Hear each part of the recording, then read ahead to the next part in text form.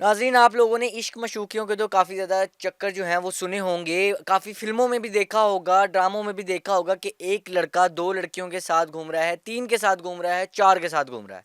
लेकिन आज मैं आपके लिए एक ऐसा हैरानकुन वाक़या लेके आया हूँ कि वो जिन्होंने लाइव देखा होगा उनको तो उनके तो क्या तासुरात होंगे, सुनने वाले भी काफ़ी ज़्यादा हैरान रह गए हैं। अब वो वाक़या क्या है, ये आपको आज मैं इस वीडियो में बताने जा रहा हूँ। अस्सलाम वालेकुम नाज़रीन, मेरा नाम है उज़्वर अली और आप देख रहे हैं एक डिजिटल। इंडिया के शहर दिल्ली में रहने वाला एक शख्स जिसकी उम्र 35 साल थी, उसने तकरीबन 500 से ज़ायद लड़कियों को अपने शिकंजे में फँसाया हुआ था।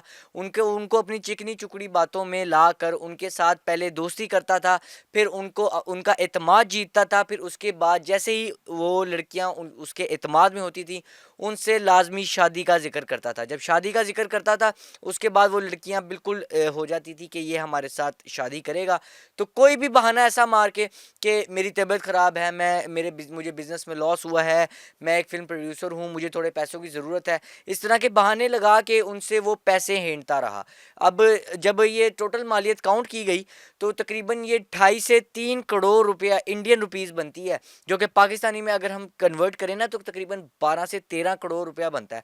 खैर, उसने ये सारी अमाउंट उनसे ली। एट द एंड हुआ कुछ यूँ कि वो एक लड़की जिसने आखिर में जिस लड़की के साथ उसने ये स्कैम किया, उसको ये चीज़ कुछ नामुनासिब लगी। उसने जाके पुलिस में इसकी कंप्लेंट की, पुलिस वालों ने इसको ढूँढा।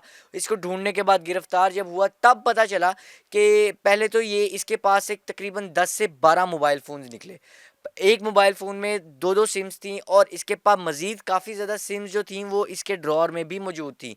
मतलब कि ये टोटली यही काम करता था, इसी किस्म की कुछ हरकतें ये करता था और उनको अपनी चिकनी-चुपड़ी बातों में फँसा कर उनसे पैसे मंगवाता था और अपनी जो लाइफ़स्टाइल है उसको अपग्रेड करता रहता था। ख़ैर, इसको अब पुलिस ने पकड़ लिया है और 500 की 500 लड़कियों को पुलिस ने ये कहा है कि ये आपको आपके पैसे वापस दिलवाएगा। अब पुलिस इस रिकवरी को करवाने में कामयाब होती है या नहीं, आप हमें कमेंट सेक्शन में लाज़मी बताइएगा। इंशाल्लाह मिलते हैं किसी नए दिन, किसी नई स्टोरी के साथ, तब तक के लिए मुझे दीजिए इजाज़त। अल्लाह हाफ़िज़।